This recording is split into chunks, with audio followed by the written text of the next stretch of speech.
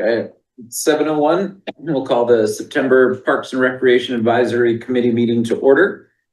So we'll start with 2A roll call. Lindsay. Here. That was Phil. Burton. Here. Justin. Here.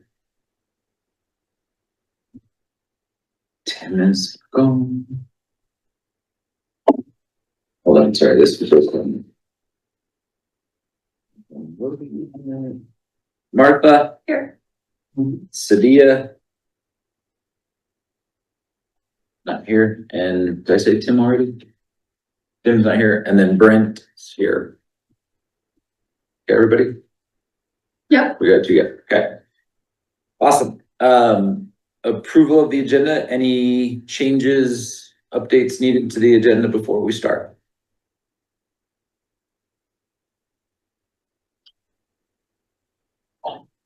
And I checked, there was nobody online, but let the record show. We don't have anybody dialed in. Public comment, we don't have any public representation in the room or online. So moving right along to our discussion items for tonight. So 3A, discuss the Founders Park walkthrough. Okay. The place is huge and beautiful. I had no idea how big it was. So one of the reasons why we did that, right, was to also discuss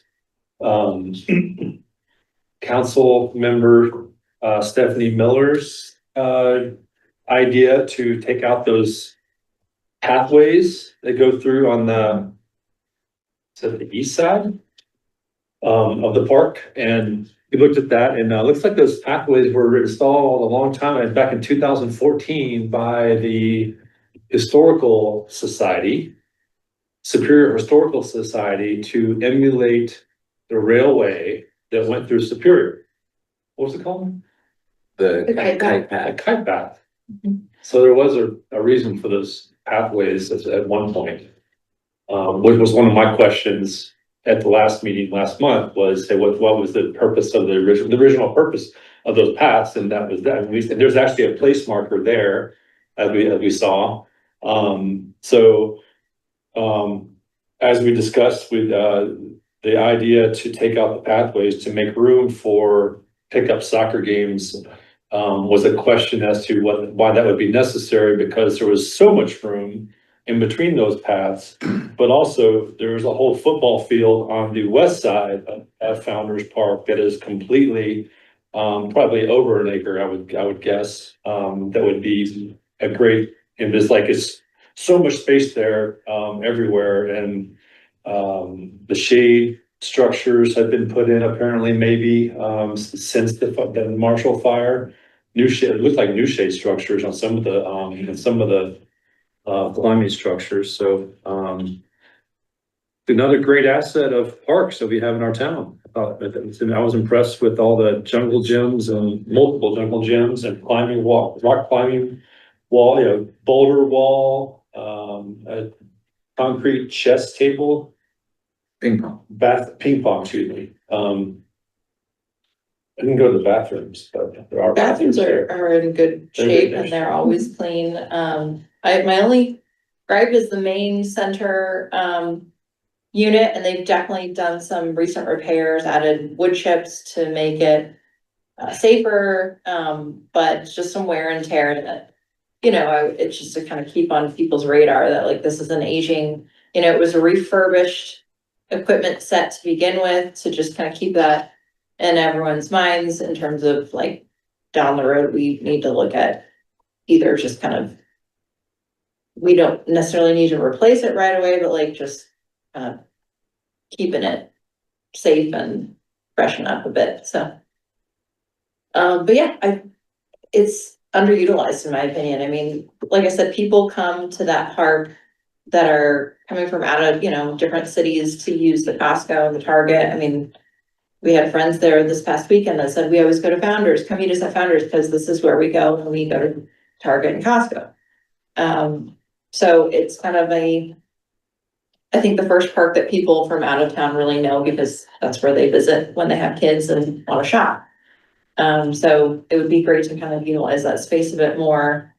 And like I said, they've done some recent improvements that have like really, I think, improved that center playground a bit. But yeah, it does feel, I've always wondered what those dirt gravel paths were, and so it's nice to know that there was a historical piece to it, but I think you guys were saying that maybe that information could really flow better over on the park just behind it, which is what, Asti Park, or what's the No, I one with think the what historical museum on it? our council liaison for tonight was giving us was that the old railroad way in downtown is actually on that path. Like Mhm. that's where it was. And so that might be a better place, you know, to move that signage. I don't know. I think it was a educated guess that it went in together with that. We don't know that that's exactly why, but the sign was dated 2014. So we're assuming those paths went in around that time. Yeah, they Um, along the kite path, like the actual kite path, they do have signage, historical signage around there describing like the significance of it and the mining town around it and all those things. So they do have some of that, but again, maybe we can enhance, there's pieces of it along the initial entryway into the trailhead.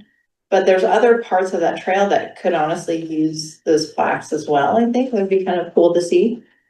Sorry, that's kind of off topic, but you could definitely relocate it and kind of make it, because it's like to connect to that path, it's just, you're right in that area, but it's just like a neighborhood over, you know, it would be kind of nice to have some, I don't know, some way to connect the two spaces or kind of talk about, I don't know. I don't know what you would do with it, but Yeah, also that you need the dirt path. Yeah. I mean, dirt paths, I could see the dirt paths being really good for little kids to be on the little strider bikes, you know, Yeah. to go around, you know, the park, and as opposed to just through just rough, as the grass is pretty tall. It Pretty is. thick. I use it when I go Yeah. to the dog station. Oh, I usually just follow the path, because you're right, Yeah. that it is thick. So. yes, pretty thick.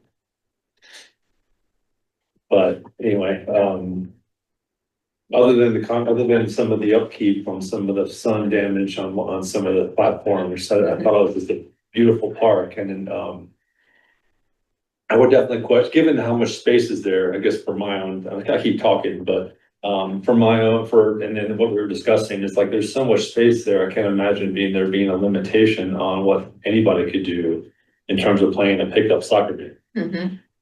There's so much, I mean, acreage there, that's called excess acreage the town owns, and you can do anything there.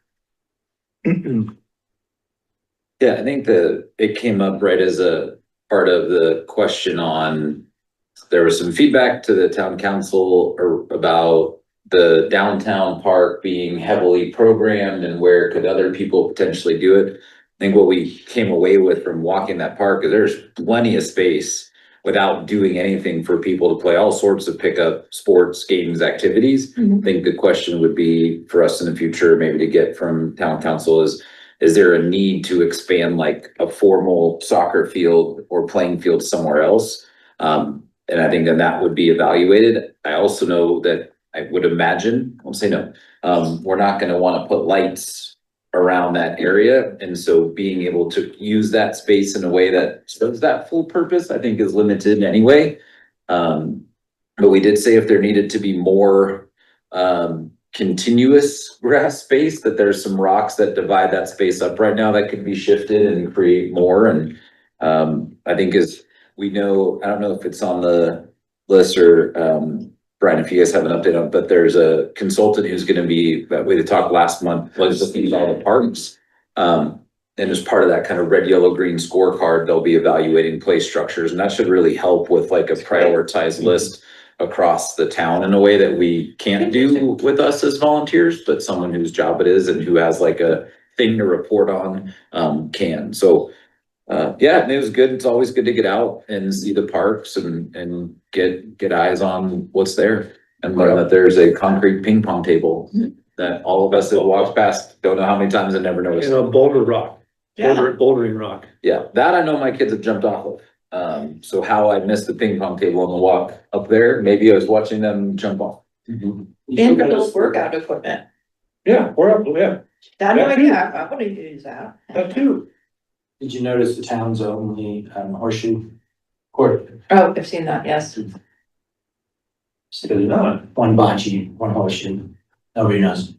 Old gem. Just Well, don't know that. I'm sure, right? Like what we were halfway joking about, but in all seriousness, is when that stuff was getting built, there was suggestions and rationale that made perfect Right. sense.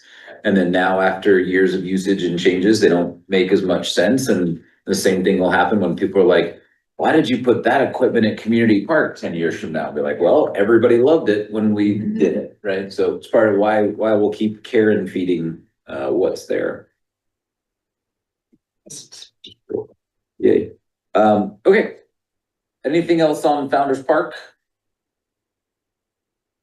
Cool. Moving on to 3B.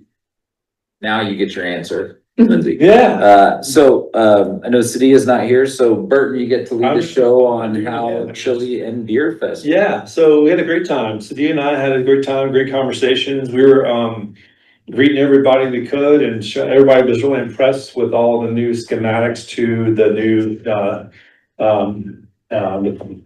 for the community park upgrades, which were approved, I guess, at last month's council meeting. And moving forward, but we were also simultaneously, Sadia had a great idea, of just talking to making sure everybody knew that we who are interested in parks and, you know, recreation and what we did, that we have 2 empty seats. And so she did a great job, and I followed her lead to talk to as many people as we could, just to let them know, hey, if you're interested in this, we have 2 open positions on the park, park committee. So I think we had 2 or 3 people who were looking online on the website they might actually apply. So not sure if that will happen actually, but we had a great time. It was fun. Yeah, we both had to leave at 4, which was 2 hours before it ended, unfortunately, because there were only 2 of us that signed up, which leads us to 3C. That, you know, Sadia and I were talking, and she was gonna she wanted to bring it up, so I put it on the agenda for this meeting. Is that just the volunteer signups, and she's wondering if we could ask the committee in aggregate. I'm not pointing any fingers at all, because I know everyone's busy and everyone has children, including myself. Things, you know, conflicts come up and everything else, but we would appreciate if there was more effort in for folks on our committee to volunteer for events, etc. There's only a couple events a year, and it seems to be mostly the same people every time. And it's usually me and Sadia, mostly. I'm not saying everybody will show up, but I'm saying, I'm respectfully requesting from park committee members that to please, there's only 5, maybe 5 events a year. We have a booth, maybe 4. We had the civic space grand opening, that was. Every day, Up on one. Civic space, Yeah, 2 that I did. We didn't do the Trails Day, no one volunteered for that. Chile, 4th of July, yeah, I was there. So, and anyway. Yeah. Arbor Day. Arbor Day. Okay, I didn't know we had a booth in Arbor Day. Yeah. Arbor Day. He and I, was there again. Okay, all right. Maybe if I missed more than I thought. No, I would say, I think we all say we hear you. I'll speak for myself. I am there when I'm in town. My conflicts are when I'm out of town. Otherwise, I'll make sure we're, you know, doing a shift or helping or doing those things. So I think it's heard, and we just, you know, challenge ourselves. If there's other things, can it be arranged? But and then if not, and that's too much, then as we fill the committee with people who are able to actively volunteer for everything, that's great, right? So Yeah. I know we can't add other requirements beyond what's in the charter to meet, you know, and have our monthly meetings. But there's always that little bit extra. So Yeah. good reminder, good push. Yeah, that was just to throw it out. Nope, I think it's fair. And it happens, right? We all all ebb and flow. Yes. So from a upcoming event standpoint, while we're talking about events, is there anything on the horizon? Like, well, we'll have the Winterfest again, but that's not gonna be. That's civic space, but I I don't don't. think we have park representation at the water There fest. will be, yeah, there probably won't be park representation of that, so, yeah. Probably not all everything as of now, unless, you know, we haven't really talked about a central park ribbon cutting yet. Not there yet, but there'll be some type of park presence there. It's a little different, I just said. Yeah. We'll take all the booths through the end of the year then. You're welcome. Like, I couldn't even go on the fancy excursion, right, up north for the conference with travel. All right, so no other events that we're planning on needing volunteer coverage for, which I think is good. And then probably what maybe we can do offline to not take time from the whole group is just look back at all the events where we've had one and like what we can pre-build out that calendar.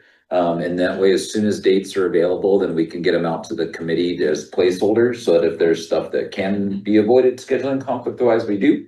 And that's how I think we can kind of handle 3B or 3Cs.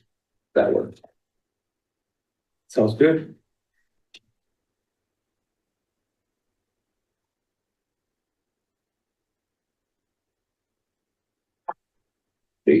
Points.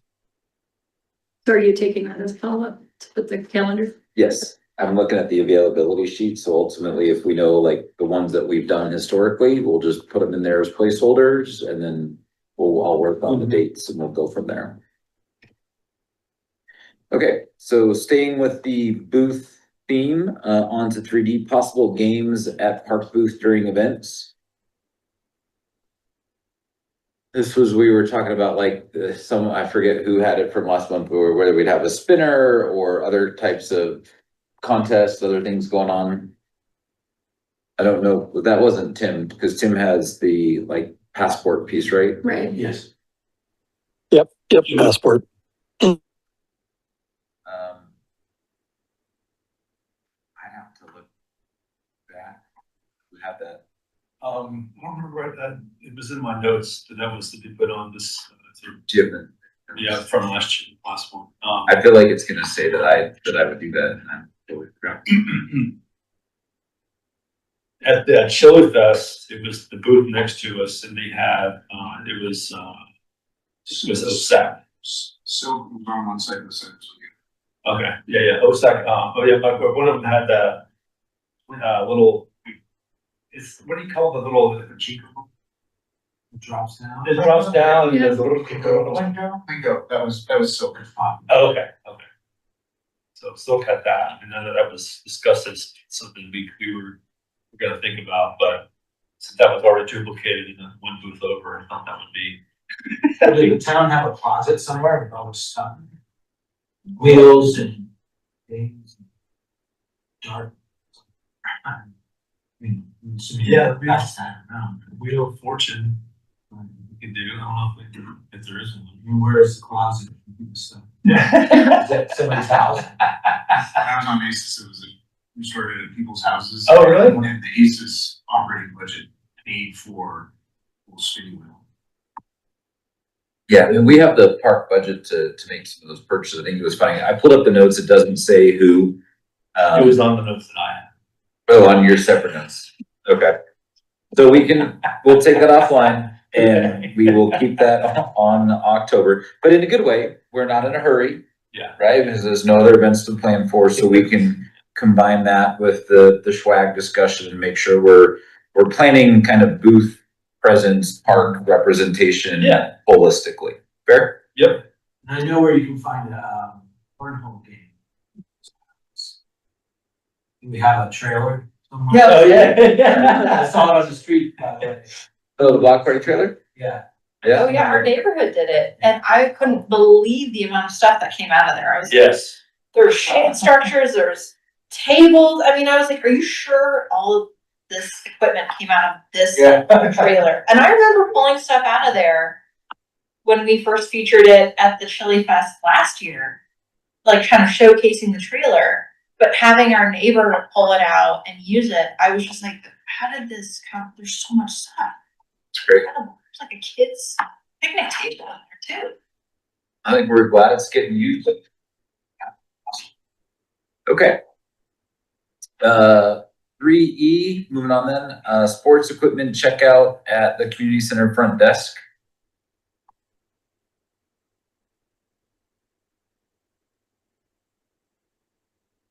This one from last month, I think we were waiting on maybe what was potentially coming from like redesigns to know if that was gonna be possible with the flow, or am I confounding two topics?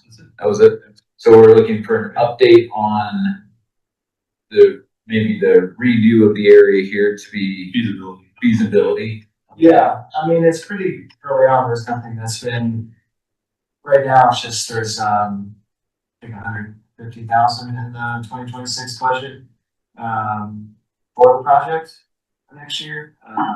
We're working on 5 architecture in preparation for that, but no design has been taken to council yet, not in the 2026 budget hasn't actually been officially approved yet, which, I think that's set timeline. 13th is almost.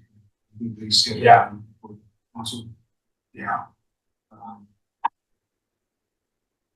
So this committee has waited vote on what gets approved for 26. Is that just a legitimate fair statement? Oh, at this point, It should say. I mean, at this point, it's pretty big. We had a short list from Oh, yeah. our spreadsheet. And that was our submittal. Yeah. Yeah, and I think so two things. I think what we've talked about on that is with the bond and then the focus on North Pool and then South Pool's coming as well as Community Park, that those were the top things on our list and they're gonna be done bigger than we would have been able to do them through our budget. So that's like just a win across. What I think we maybe want to do on this, if Councilmember Foster, if you think it's appropriate, is we can draft an email to go to town council on behalf of Park and really just be clear that one of our desires is to have sports equipment be able to be checked out, and please ask for that and consider that in the updates that you're making to the space in 2026. Then I think we've done our job. We said we want to do it. And if they say, we can't make it work, then we don't need to spend more time figuring out what we would do. And if they say, awesome, we're going to make it work, then we can spend time figuring out what we want to do. If Park has requested a specific amount, and if Brian and team have incorporated that into the budget, then it would be something in effect of town council. I'm gonna make up a number.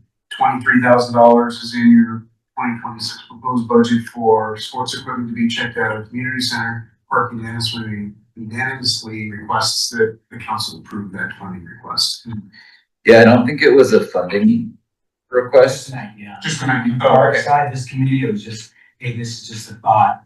What do you guys think of this? Have a space and people can check things out, whether it be, I don't have to get to the sports, but the point is I need a basketball, I can't get to one, or I need a glove and a baseball to play with my son, or tennis equipment, Yep. whatever it may be.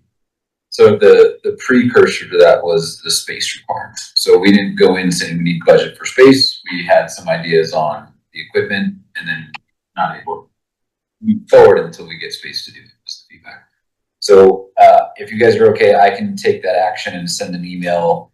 I'll send it out to you guys for any feedback, and then we can get that just out into town council. So it's on the record of something that we want to be able to do in 26. Please make some space available for us to do that. Again, since Brian said that the request for 150,000, I think it's a dollar now, for build out of the space for staff, basically front desk space, reiterating that is being requested, and that's something that Park supports because that will then enable this ability to have sports equipment to be checked out. That's a nice kind of connection between those two things. Is the preliminary budget available or is that? It is. It's online. It is online, and I was actually going to talk about that during my Okay. updates. Yeah. So we've got an action on that. Great. Anything else on 3A through E then?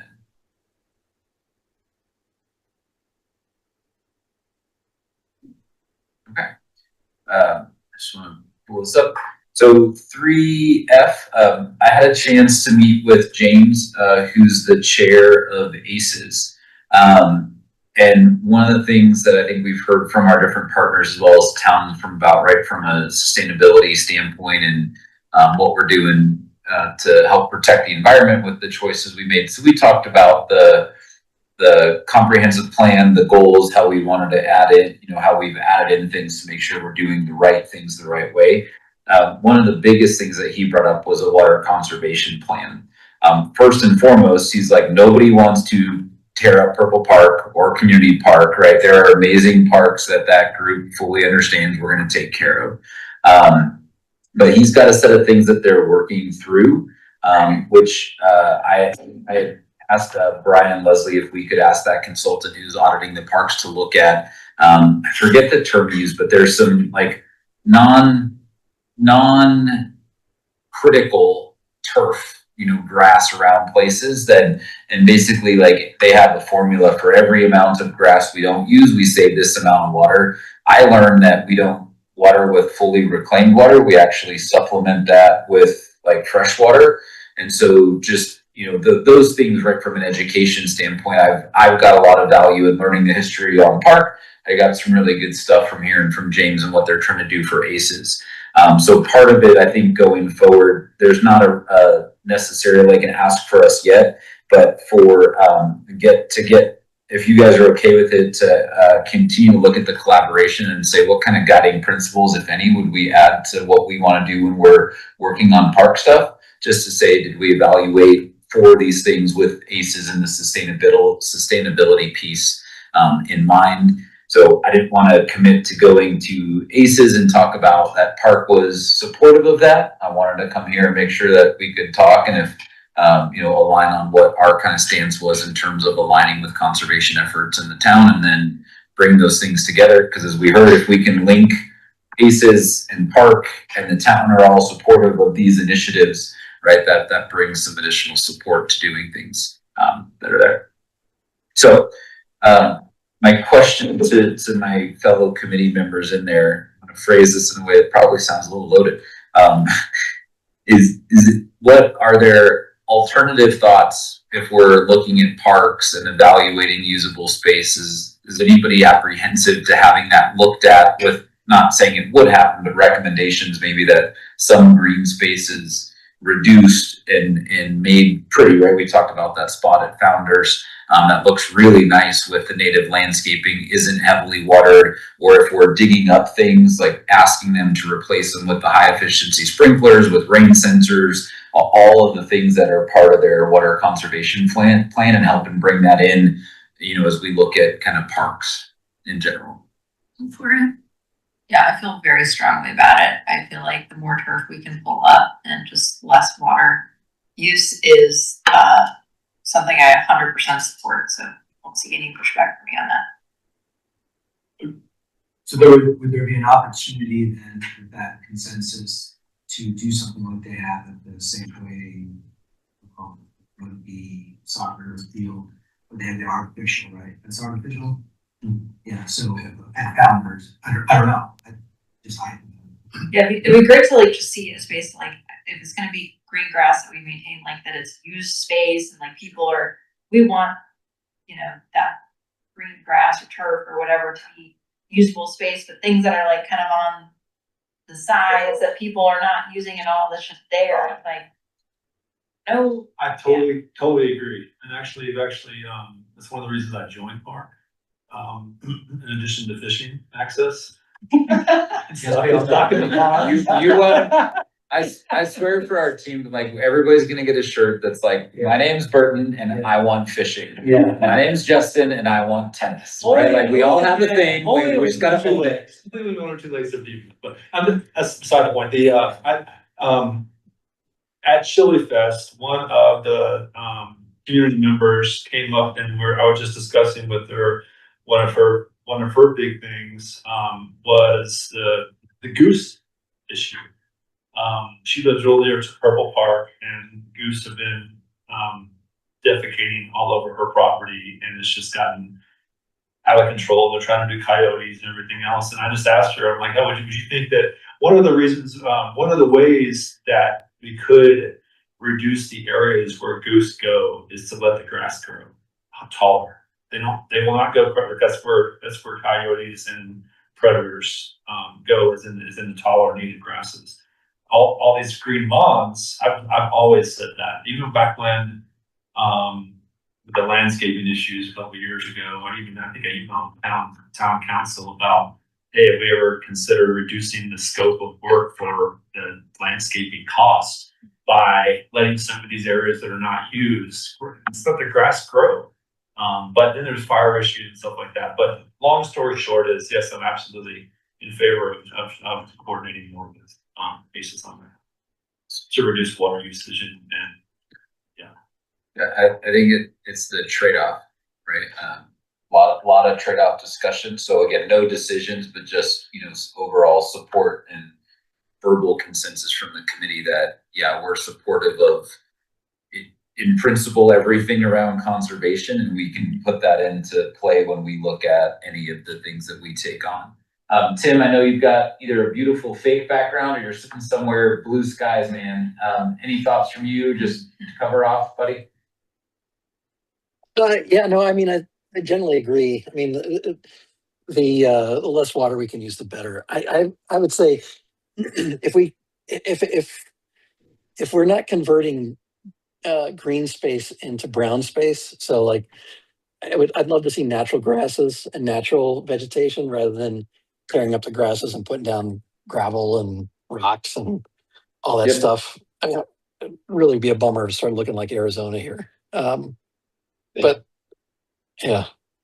No, having come from Arizona, agree. And I want to be very clear, that's not at all what they were suggesting. I went in like a little armored, like, don't you dare try to tell us that we want to do things to the big parks. And his term was non-value added turf, right? And there are places, and even we're walking through that place today, and I'm like, just some of it's like a big weed bed, right? So what do we do to really make those places usable, clean it up? And it's a bigger thing, but I'm glad to hear, just, as I hoped, that we are all prudent, residents and want to do the best for our environment.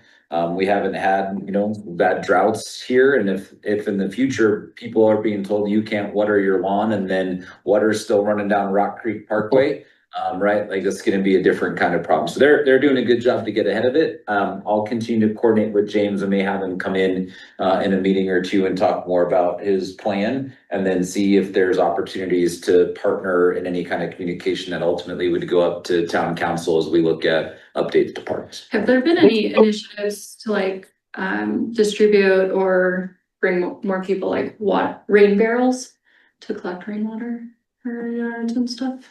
I know we do like garden in a box to reduce landscaping and stuff, maybe something to talk with them about. I was talking to somebody about that, if there was a rain barrel program, because that'd be super awesome if there was ways for us to easily, I don't know if we probably start to talk to the Rock Creek HOA to get that kind of thing approved for all of us in Rock Creek, but. Well, not necessarily, because you could do the like garden in the box. I don't know. Yeah, I remember seeing something about rain barrels when we were doing stuff to our house. So I think it's a good point about how we would open that up, but I'll keep that on the list. I can have James talk about it when they come, and we'll just plan to bring him in. And then correspondingly, I'm going to probably try to go to one of their meetings and just say, yes, like, Parks conceptually on board, and we want to make sure we're bringing, water conservation, energy conservation to the front of as many of the things we're doing as we can.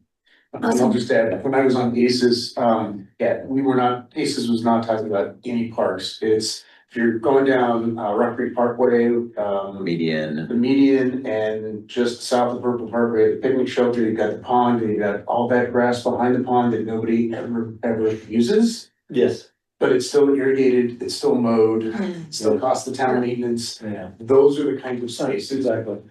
that Jim was talking, Aces is talking about, thinking, re-envisioning that manicured space. Love Yeah, it. and I will say the longer grass also reduces weeds.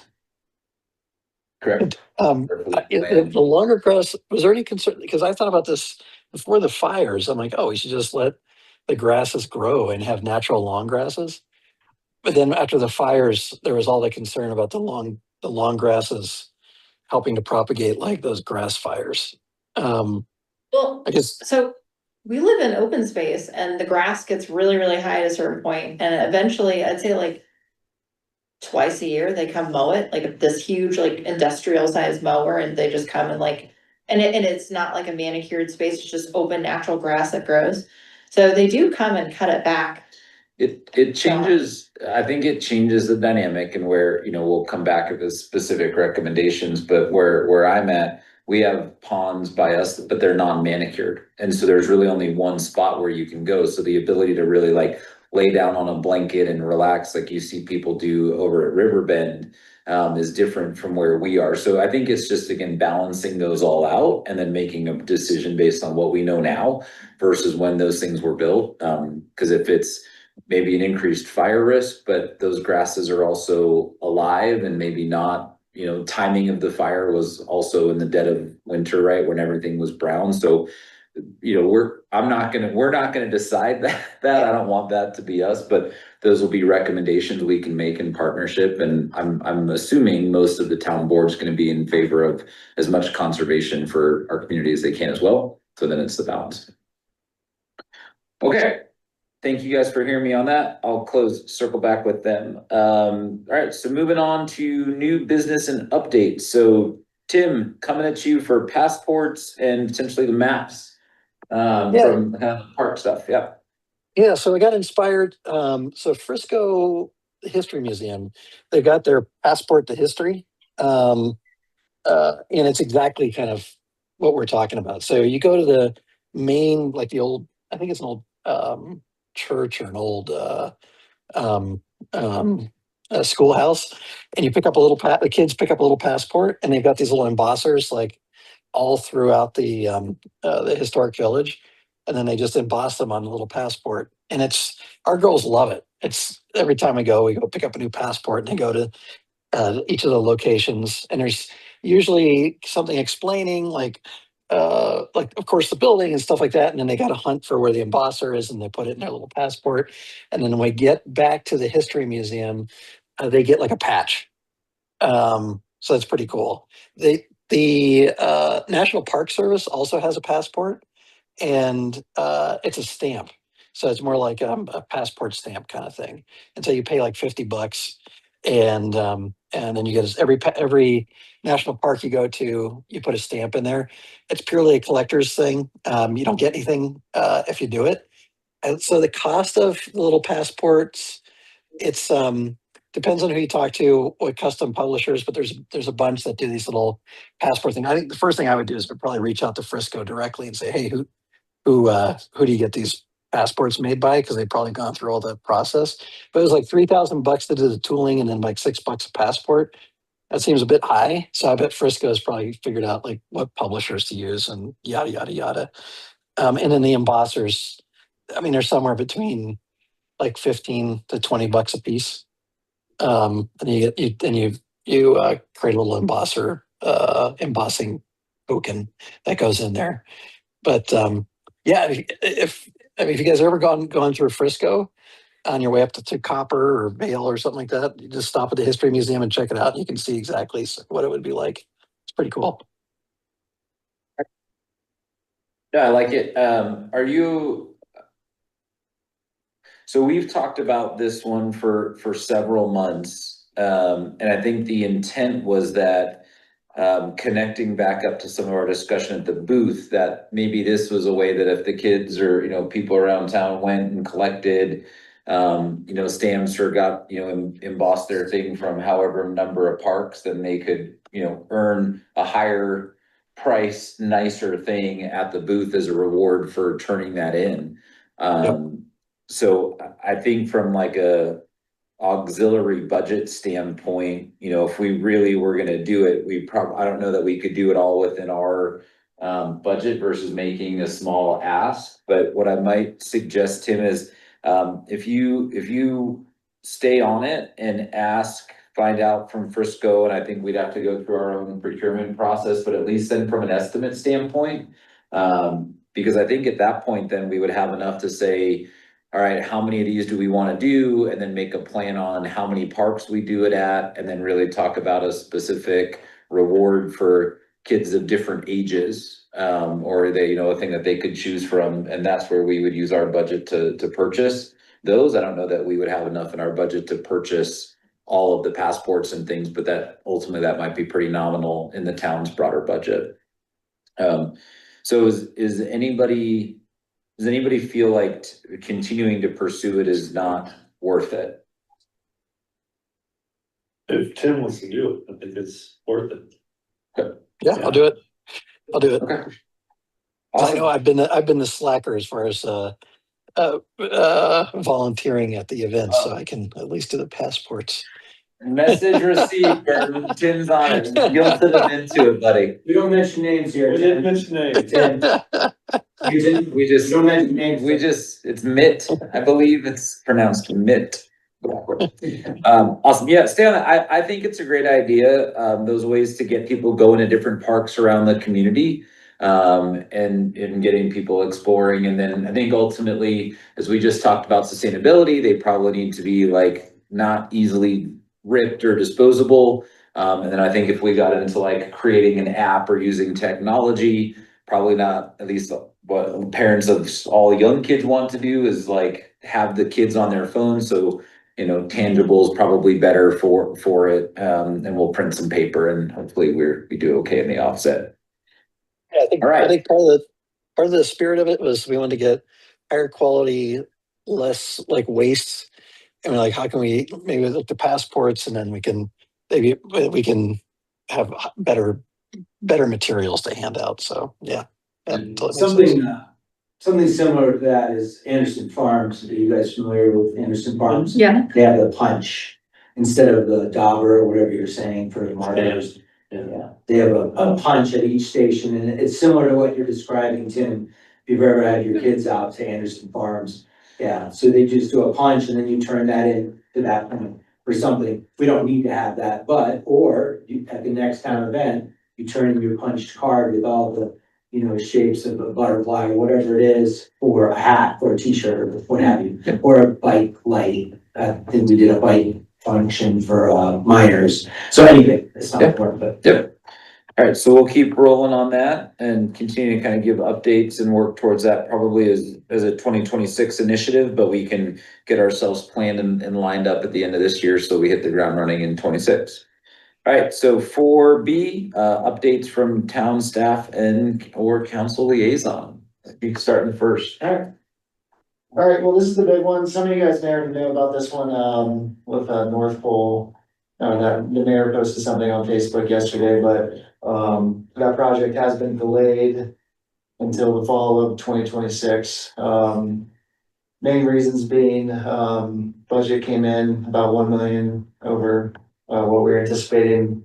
Additionally, there were some long lead times on equipment, which would have had, if we would have started, this fall, it would have had us opening North Pole like in the late June timeframe, which was kind of unacceptable, the impact of that. So the short of it is, we're hoping the plan is to bid North Pole and South Pole together next year, March, April timeframe, roughly, with construction starting in the fall next year and the poles open in 2027. So the mayor posted something on Facebook yesterday, provides a little bit more, essentially what I just said, but there's a little bit more detail to that. South Pole design contract is going to go to council on Monday. And then BRS, that same consultant is gonna be working on, the design of South Pole. I was talking with Leslie, we should have an update on South Pole design to bring you guys, just to update you on in November. So, a little unfortunate, but just to get it right, and obviously, like I said, even trying to do some value engineering to get the cost down in north, and, so that's gonna be part of this too, probably an updated design than what was shown to council a while back, so. Is there any financial advantage in doing both of them together? There's no like Yeah. 2-for-1 deal or? Yeah, I think that, that's quite that sweet of it. Economies of scale for sure. Okay, Yeah. good. Yeah, creating more competition, better pricing, yeah, for sure, I think Yeah. that's some of the thinking too, yeah. So, yeah, that's the big one, unfortunately, the flyers, they cleared out their shed and. That's all right, that needed done anyway, I'm a fire parent, there's some stuff there that needed to get reorganized, there's some old things. So, did I hear you correctly that they're gonna relook at the designs that were approved as well? Well, part of this is, right, like, I think they came in at like 5 million, I believe, roughly, which is 5 million over what we're anticipating, so there's gonna need to be some adjustments to that design that was taken to council. Maybe a lot of stuff in the mechanical room, potentially some of the, shade structure, the permanent shade structures that were proposed on that north side of the pool there. But that's all, speculating, that's all to be determined, but yes, that design will. It'll alter, but if the efficiency of scale is 15%, you're probably within range again across both and it can stay as is. I think, disappointed for sure, especially with how fast that went. Are we expecting then that we would be doing simultaneous construction starting in the fall, or we would do one and then one the following year? So we would end up with 2 pools under construction at the same time. But only during off month. Winter months, yeah. If we can get the South Pool design completely finalized by, as Brian said, like March of next year, then both projects can be bid out simultaneously. But as we talked about at our work session on Monday, if there is going to be a delay in the South Pool design because the council or staff recommended to go back out for public comment one more time, and that takes a while, that we would then just go ahead and bid the North Pool spring of next year, so we can start construction late summer, early fall of 2026, and still have the North Pool open for the 2027 swim season. And then we would do the South Pool that following year, so we would bid it out in 27 and open for the 28 swim season. Yeah, but so ideally, in an ideal world, we do both, and both are ready for the South Pool design this 2027 winter. swim season. Both are open for the 27 swim season. That's our ideal scenario. Okay. But as Brian said, they're doing a lot of work on value engineering, and some of the shade structures at the end of the day, maybe isn't included as part of the capital project, but maybe we find an operating budget in a year or two to put those things I in. mean, you go out to North Pole, like, we have amazing trees that are over there, and I know we set up the tents for swim meets for extra, but like, you don't need them, right? So I know it's people ask for There it. was an awning for shade along the new mechanical building. No, That was something, there was asked for. yeah, that was something the community had asked for, is more shade. Mark was saying that a big part of the cost was the foundation for the new mechanical building. Did they start doing some surveying and engineering and realize, oh God, like the foundation is going to require more work than we initially thought? Or did they, how'd the estimate come $1 million over from when they first kind of did the designs and stuff? Yeah, I don't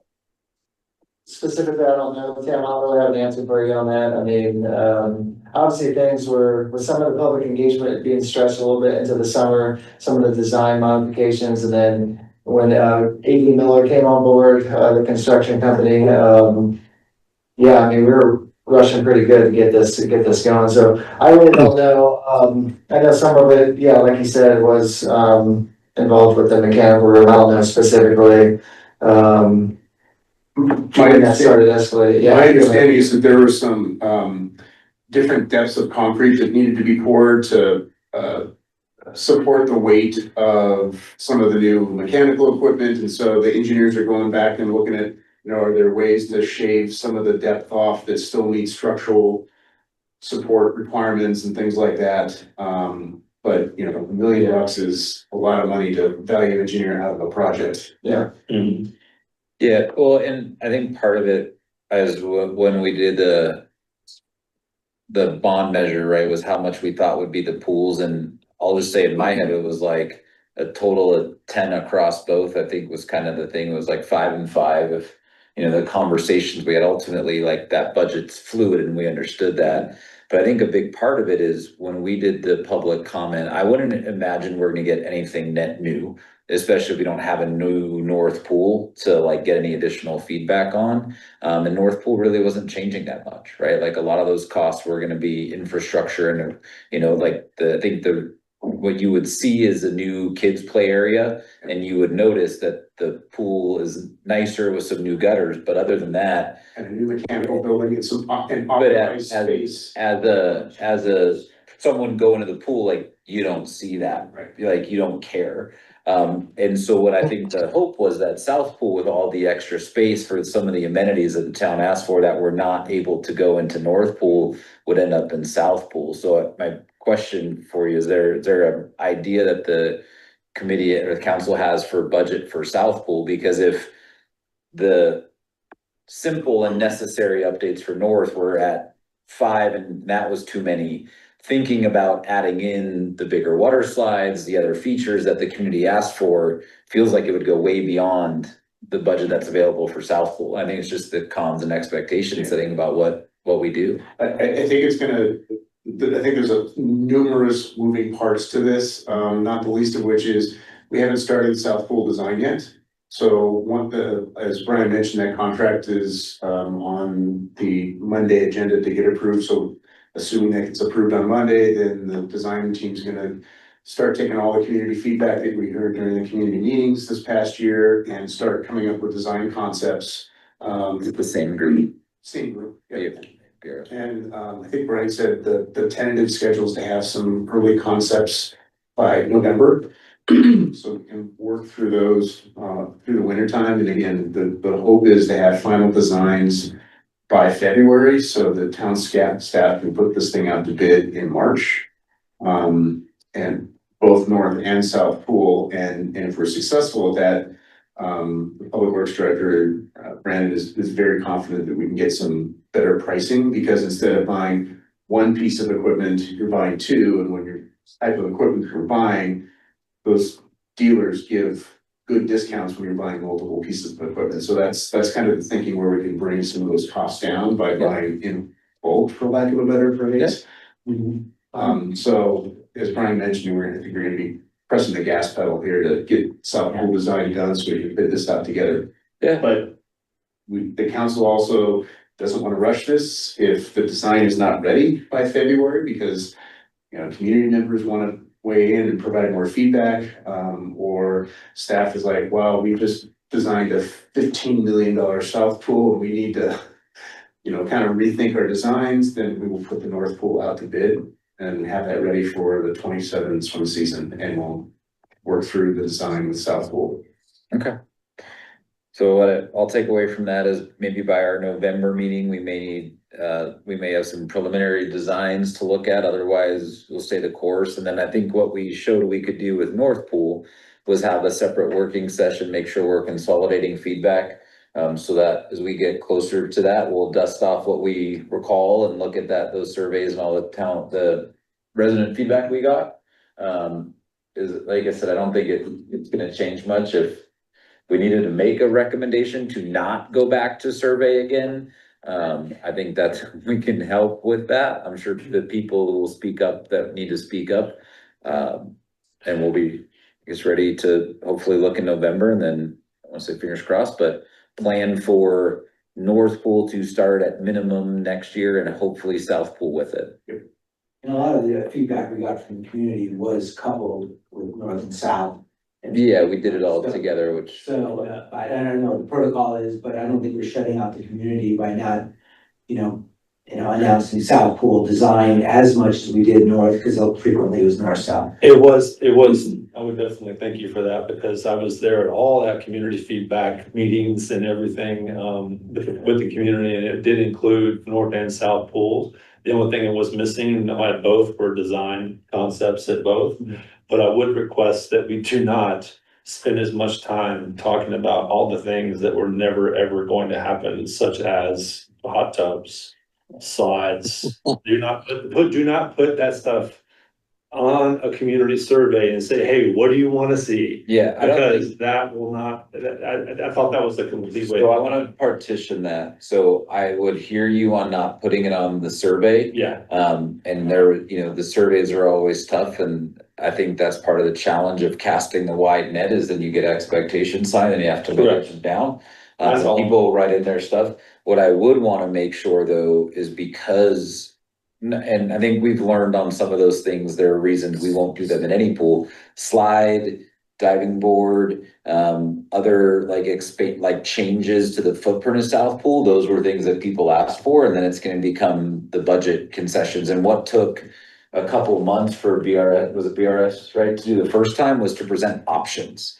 And so I think that's probably part of that first request in my ask, or, is to say, hey, come back with here's a tight budget option, come back with here's a mid-budget option with some of the amenities, and then come back with if your budget wasn't not a real constraint, but within a normal-ish parameter, look at all the feedback and knowing what you heard from the town, what we want in our aquatics, like show us what it would look like, and then put it to the tough decision on the council to say, yeah, that's great, but we can't do that. And then that's where you get your resident feedback changing and being delivered, right? So it's a forcing function at that point. Option A. I would not go back and do another survey. No. So, Option A and option Let me B, ask- here they are. What do you think? does anybody on PARC feel like we should redo an aquatics survey with the news we've learned about what the council's trying to do? Got it. Okay. I hadn't seen that. Oh. I saw that. Really? You think I'd have been all happy today, walking in here? I'm like, I hadn't seen construction start. I was questioning why the sign that said don't park here anymore. Yeah, I was like, it's supposed to start on that Tuesday. But The September teachers, I got a 2nd, teacher friend, she's like, I can't park where I park Yeah. anymore. Into the tennis courts, I'm like, oh. But now we have plenty of time to get rid of the tennis courts, Justin, and make North Pool bigger. Well, I'm sad that we're not gonna have the year-round bathroom for another year, but that's okay. We can rent one at Costco, but speaking of buying in bulk. Your John's out there. Okay, thank you. That's a tough update to give. I mean, it's the reality, right? And I think pragmatically, it's not fun, but it's life. So here we go. Yeah, and actually, and just to your comment though, I would have probably preferred to give you guys an update prior to tonight's meeting, but we're just kind of waiting, right? Like, council obviously discussed it at the work session on Monday, and that was only 2 nights ago, so kind of waiting for that to play out and become kind of public knowledge, so. Yeah, it's fun.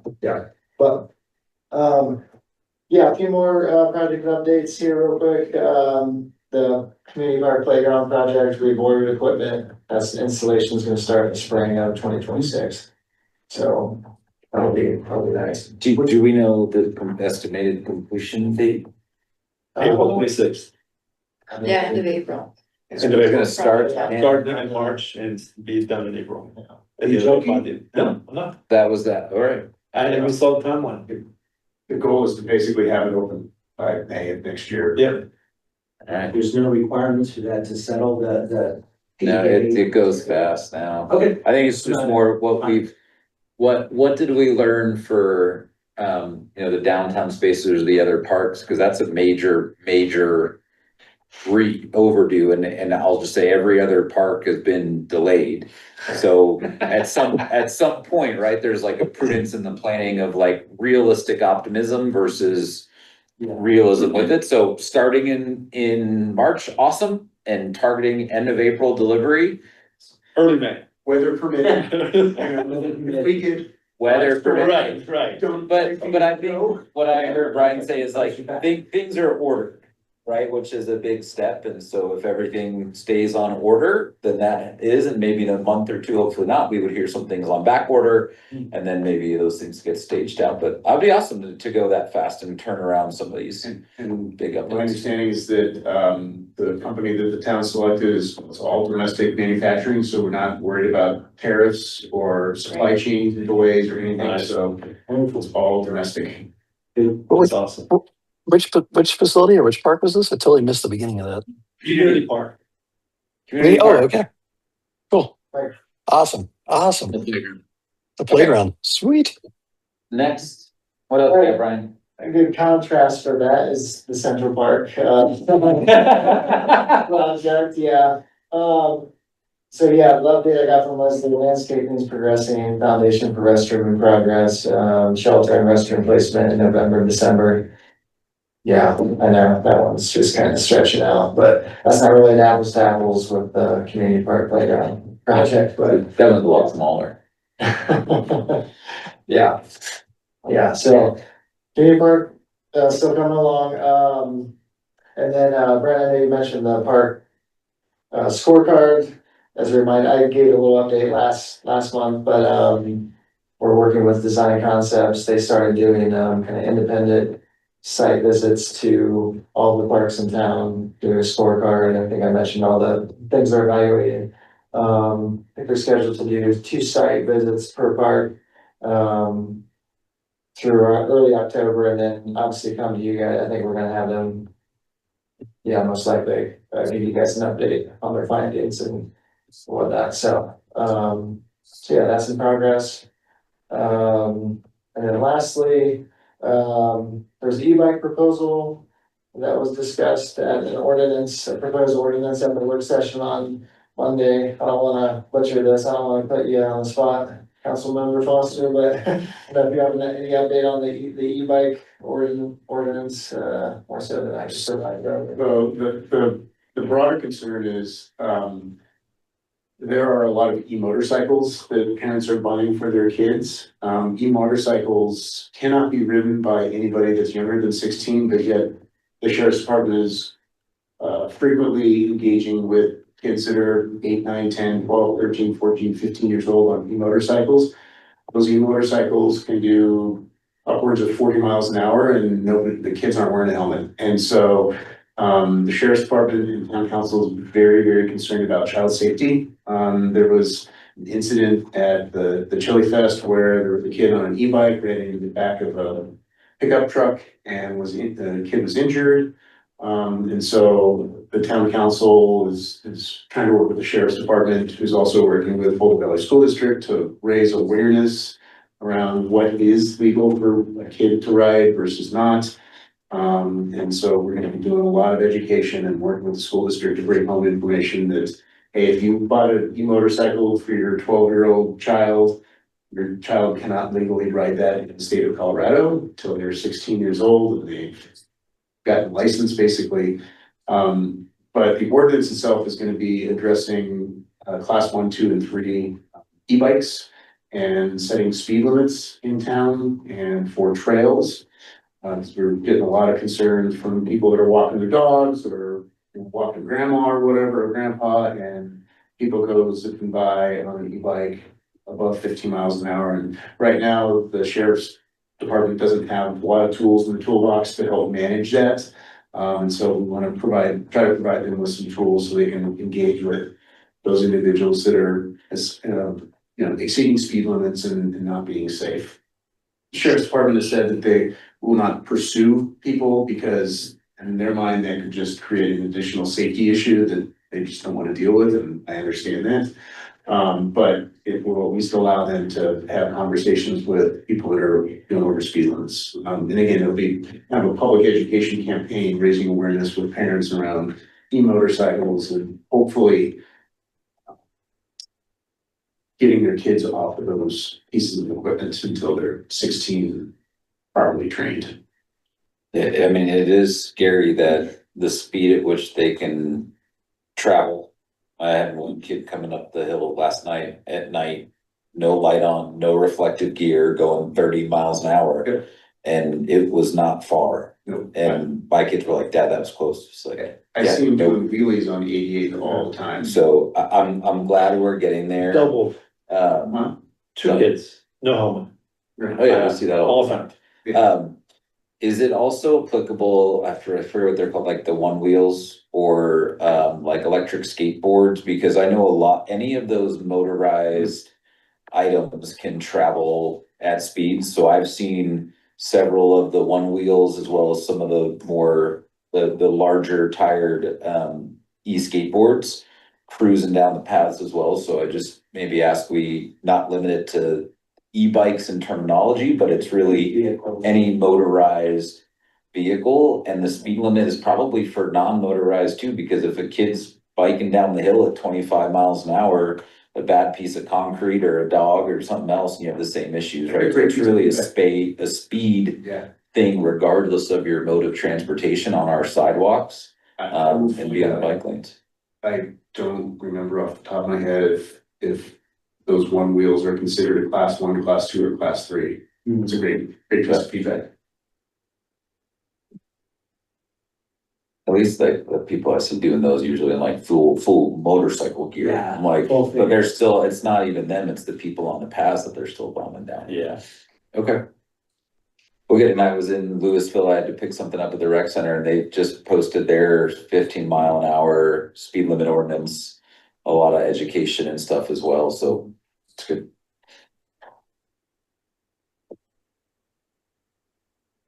Brian, you mentioned the site, the park site locations, 2 visits or whatever. So is that, and I apologize, I can look this up online, but so is there a bucket of money that's already planned for a certain month/year to address requirements or fixes that need to be done around town to pre-existing structures to include park benches and the park? Yeah, I think I mentioned last month, yeah, that scorecard is.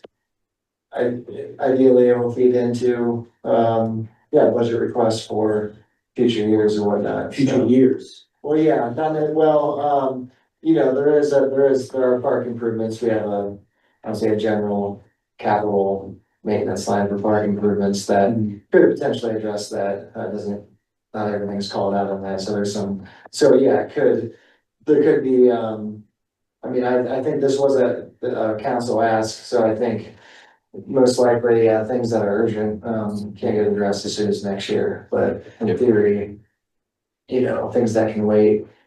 Yeah, I think in a good way that came from the dinner that we had and the discussion and the request for like a scorecard view of the parks. And then, so to me, like we've seen with North Pool and Community Park, like we can talk a lot about what we want, but if the council's behind it and driving it, the budget, the focus, the speed will be differently than if we can. So to me, it creates like a really good win for us, and it's how much do we influence and what's our role as that kind of trajectory changes.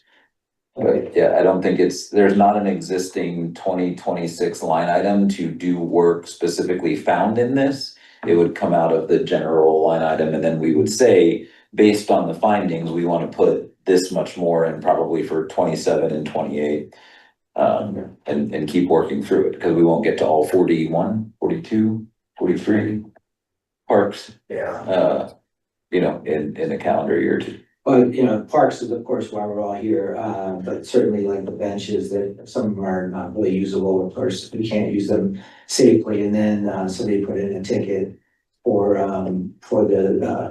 the bridge that goes to Superior Elementary, and these tickets are just being closed automatically, so, with a boilerplate message regardless of what your issue is, so I'm just curious,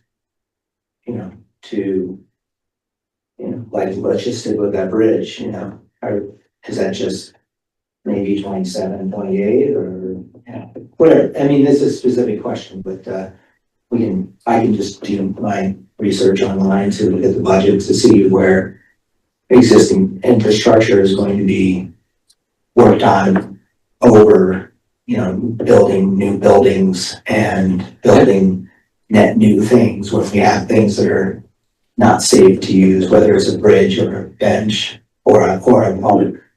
Right, so anyway, just my rant, I apologize.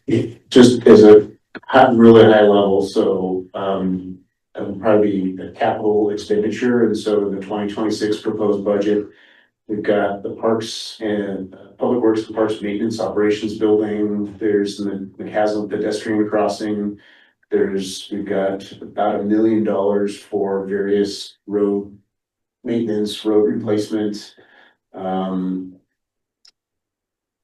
Got some traffic signal upgrades.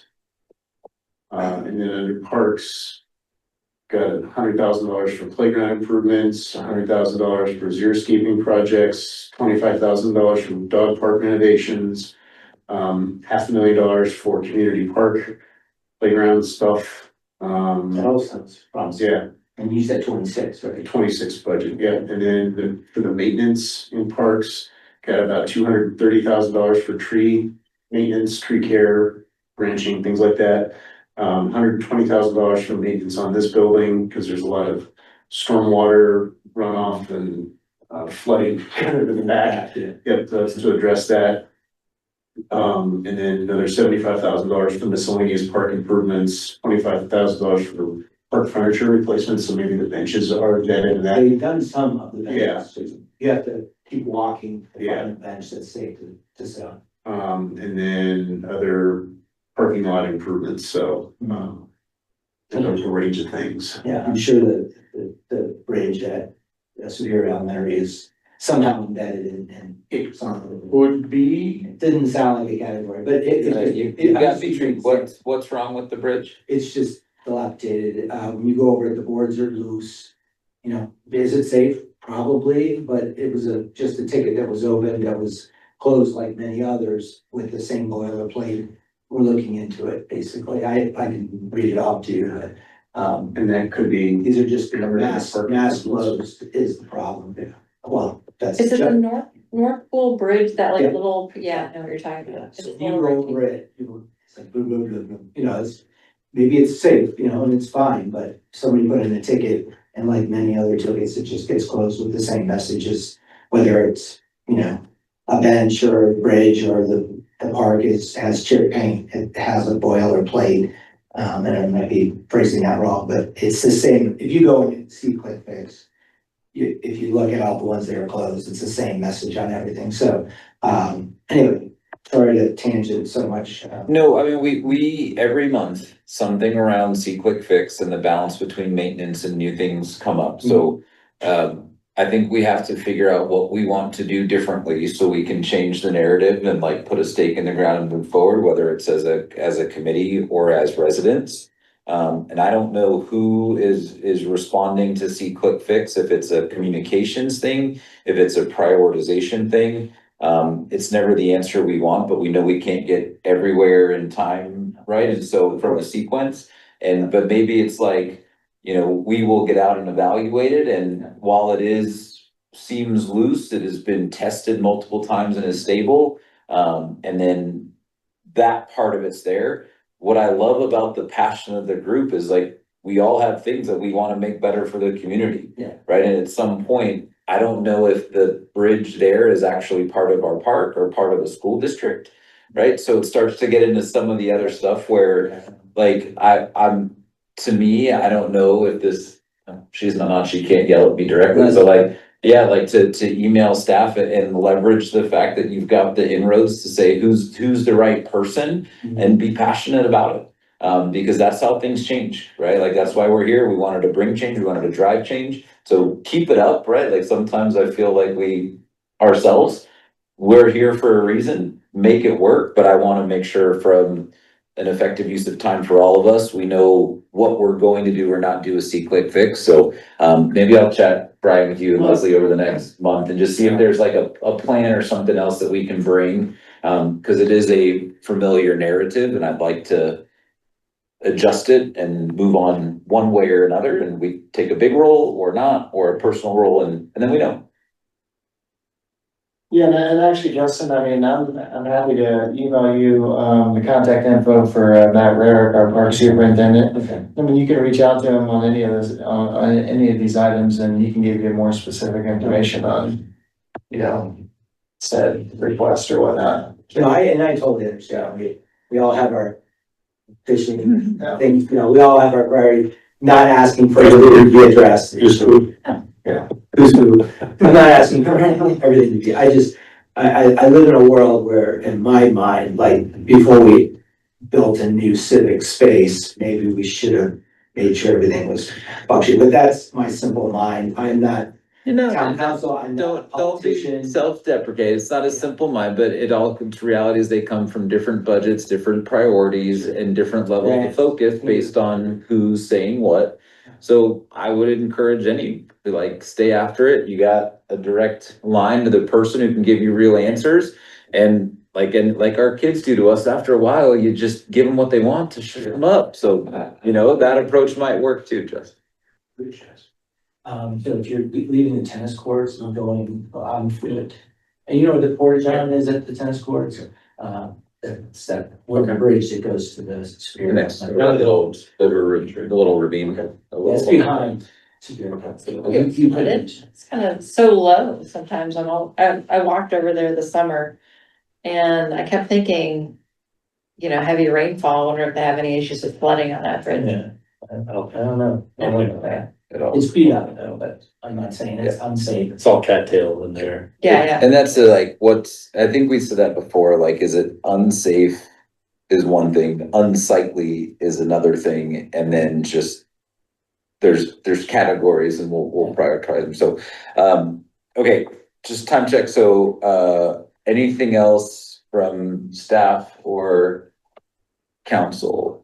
Two other quick updates about the budget. So we've got another budget hearing tomorrow from 9 AM to noon. If you're interested, hearing more about the budget, what's being proposed and all that kind of good stuff, please tune in. And then council will be taking the budget under consideration at its October 15th council meeting. So if you have, after a chance to review the budget, if you have thoughts that you want to share with the council, please feel free to email us. At our work session on Monday, in addition to the e-bike ordinance, we also heard an update from town staff on the number of events that we host. And Michaela shared that we have gone from 4 events a year to nearly 40 events a year. And town staff capacity is stretched beyond all human means possible. So one of they're looking at where are there opportunities to consolidate or eliminate events that are, while maybe popular, not well attended. And Bike to Work Day was one of the events that, while it's a really great event, it's a huge lift for town staff and not a lot of people actually attend that. So they're looking at whether are there collaboration opportunities with Louisville that also hosts the Bike to Work event. The other is Arbor Day. It's a lot of staff time to get that event organized. Superior is also competing with all the other communities that are putting on Arbor Day on the same day. And so, in order to keep our Tree USA designation, there are a number of other things that we are already doing to keep that, maintain that designation. So Kayla is recommending that we not do Arbor Day moving forward, and that's going to save a bunch of staff time. So they're also looking at not expanding the markets in downtown, just because it takes a lot of time, and we still want that to be kind of a cool thing, and keeping it once a month, I think we'll keep that cool factor. So they're also recommending adding part-time staff to help with all the event planning and coordination that's happening in the town. And then tangentially, we've got Sundance coming to Boulder in January of 2027. And so that will likely mean a lot of event planning in 2026 for that 2027. And so the council is very sensitive to that, but also a huge opportunity for economic development for the town, and who knows, bring celebrities, and we can have a couple of events during Sundance. So yeah. Parks and Recreation staff are working a lot of hours a lot of overtime hours to put on 40 events a year. And I think the learning. For a square mile town. I've just solved all the budget problems. We will do a celebrity fundraiser. It'll be a polar plunge at the dilapidated South Pool, because it won't have been refurbished yet. And then some celebrity will be like, here's a couple $1 million, fix that pool. And then we'll add it. No, thank you for that. I hadn't heard Sundance. That's awesome. Yeah. That'll be something super fun just for the area in general. Fun fact, in Park City, they get about 245,000 visitors. And about $350 million in economic activity. Obviously, that's not all going to happen in Superior, but think about 245,000 people coming into the Boulder County, Boulder area to visit Sundance.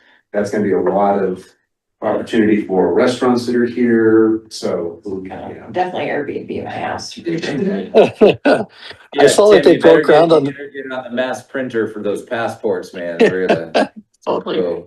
And then the last update I'll share, we also heard from a consultant around library services. So right now, the town of Superior pays about $450,000 a year to Louisville for access to library services.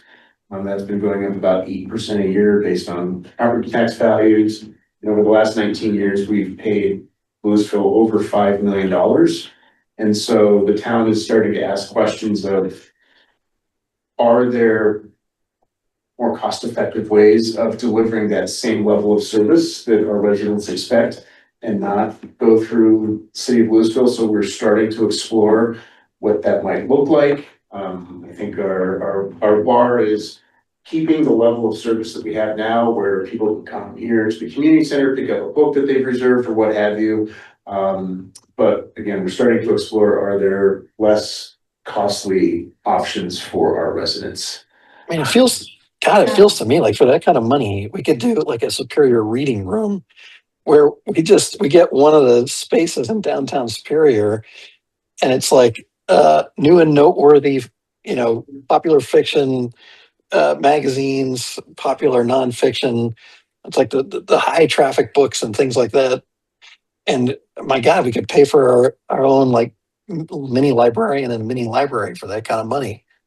Holy cow, that's a lot. So, like I said, we're just starting to explore this conversation. No decisions are imminent, but we're just trying to gather all the facts and see, is there some place where it's more cost effective for the town to either take that on in-house or have a third-party provider offer that same level of service that we're currently getting from Louisville, but at a cheaper price. $450,000 annually. And Louisville says we're not paying enough. So there's a very real possibility that as part of their 2026 budget, they're gonna increase that cost to Superior. Holy moly. All right, Kindles for everybody, and just download. Wild. It's basically just the book drop off thing, right? It's just Yeah. All right, So thanks for getting Tim riled up. How about Broomfield? Does Broomfield have a cheaper option? that's one of the things we're looking at, because Broomfield and Boulder are part of a larger library consortium where they've got sharing and things like that, but there's a lot of logistics and details that we just don't have visibility into right now. So Broomfield's literally right there. Yeah. Do we know at all how much of Superior, do they track the number of Superior residents that actually frequent? How many visitors from Superior? that would be really helpful information to have. They don't track that. It's really interesting because Louisville says that we cover 20% and 20% of our residents use that service. It's really interesting how those numbers just perfectly line up. That's ridiculous. $400,000. I mean, I'm not even kidding. Like a reading room, like doing a reading room and one staff member. That's a salaried staff member making $100 grand. You're gonna have to make that pitch at when the next time you volunteer in an event. Tim. Well, thank you for the update. I think from a Parks and Rec standpoint, I'll say that it's a good update. I don't see anything in there that crosses over our space unless it influences our ability to put a little take a book, leave a book. It's a great FYI, but from a scope standpoint, I'll bring us back in for the end here. So thank you for those. Anything else on your end? Brian, anything else? No, other than Justin is going to CPRA conference, Next month? Yeah. I guess one more thing, Town 15 rezoning is being considered at Monday's council meeting. So if you are interested in sharing your thoughts on what the town should do with Town 15, please. And that is, council before Monday. that is still, the ask is still to rezone it as open space recreation, Yes. right? Like, so that was the letter that. Yeah, so we already. did that. provided a We recommendation. formalized and provided that recommendation, so I think nothing's changed for us on that. That was my actual only remaining question, so are we expecting a decision or just the discussion? Are expecting potentially a decision. Okay, It's on council Yeah. agenda for a decision, so we'll send it. I hope that puts to bed people thinking it's gonna be a Denny's or this or that, but it really kept it flexible while removing all of the negative things that people never wanted that space to be, so hopefully that gets done. Okay. All right. Anything else? No? Good. So, we will adjourn the meeting at 8:26. Summary notes first or no? No, I guess we have to do that. It's my second time. I forgot that part. So yes, Martha, you were taking notes. Would you please hit the top 3 to 5 key points of the meeting in your verbal summary? I can do one better than that, I think. The committee discussed Founders Park, debriefed the Chilean Beer Festival, reviewed fall volunteer needs, future event management, and equipment checkout. Updates included timelines for the pool, delayed start, community playground in May, and progress at Central Park. And I will add that I've committed to email town council to be clear that we would like some sports equipment rental space evaluated as part of the work going on for this building. So I want to make sure I get that done and I'm accountable to that to the group. It's in the notes too. Perfect. Okay, now can I adjourn the meeting? Okay, thank you. Now at 8:27, we will adjourn the September meeting. Thank you. Adjourned. Thanks, Tim.